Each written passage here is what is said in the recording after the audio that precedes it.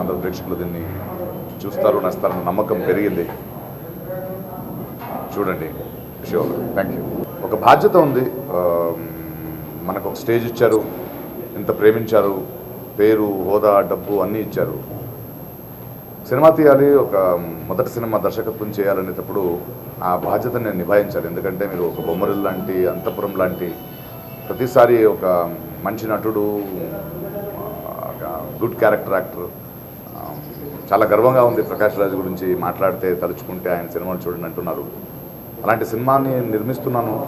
మీకు ఆకాశమంత లాంటి సినిమా కానీ, దిల్ రాజుతో కలిసి తీసిన గగనం లాంటి సినిమా కానీ, ఇవి మీకు ఎగ్జాంపుల్. బట్ ఈ కథ చెప్పాలనుకున్నప్పుడు ప్రేక్షకుల మీద నాకు ఎప్పుడూ నమ్మకం ఉంది, ప్లస్ నాకు ఒక బాధ్యత ఉంది. ఆ బాధ్యతతో తీశాను.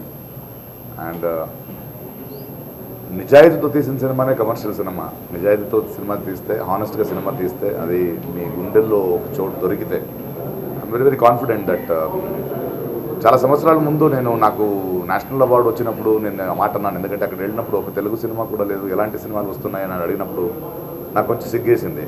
బట్ ఎక్కడో ఒక చోటు నాకు ఆ బాధ్యత వచ్చినప్పుడు, నేను అలాంటి ఒక సినిమా తీయాల్సిన ఒక పరిస్థితి వచ్చినప్పుడు ఆ మాటని అబద్ధమని నిరూపించాలి. ఒక మంచి తెలుగు సినిమా, బాధ్యత ఉన్న తెలుగు సినిమా, మన సమస్యల గురించి ఉన్న తెలుగు సినిమా, ఒక రియలిస్టిక్ తెలుగు సినిమా తీయాలనుకున్నాను, తీసాను. ఇప్పుడు మీ ముందు ఉంది. అవునండి, నేను నటించే సినిమాలను పక్కన పెట్టండి, బట్ నేను తయారించే, నేను నిర్మించే, నేను దర్శకత్వం చూపించే, అథవా నేను డైరెక్ట్గా సంబంధపడే ఏ సినిమానైనా ఒక బాధ్యతతోనే నేను దాన్ని నిర్వహిస్తాను. ఇలాంటి సినిమాలే వస్తాయి నా నుంచి. నాకు దర్శకుడిగా చాలా సాటిస్ఫైగా ఉన్నాను. నటన పెద్ద విషయం కాదు నాకు, ఎన్నో పాత్రలు చేశాను.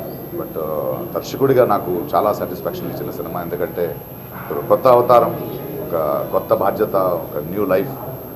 అండ్ నాకు తోడుగా భువన్ లాంటి సినిమాటోగ్రఫర్, ఇళయరాజా లాంటి మ్యూజిక్ డైరెక్టర్, కదిర్ లాంటి art director, and I have a fantastic team. Gnanavel and Mahesh Raju లాంటి రైటర్స్. కలిసే ఉన్నాం, కలిసే పనిచేసాం, ప్లాన్ చేసాము, అండ్ నమ్మాం. చాలా నమ్మకంతో సినిమా తీసాం. అలాంటి ఒక దర్శకుడికి ఇలాంటి పెద్ద టీం ఉంది, అండగా ఉంది. సీతారాం శాస్త్రి గారు కథను అర్థం చేసుకుని ఇలా డిఫరెంట్గా పాటలు వింటామంటే 1 month తీసుకున్నాడు ఆయన. లేదు ప్రకాష్, చాలా డిఫరెంట్గా సబ్జెక్ట్ ఉంది, దానికి తగ్గట్టుగా రాయాలి అని ఆయన ఎంతో ఒక ఆశీర్వదించేలా రాశారు. అండ్ దాన్ని ప్రతి ప్రేక్షకుడు విని దాని గురించి మీరు మాట్లాడుతున్నారు, నాకు చాలా గర్వంగా ఉంది.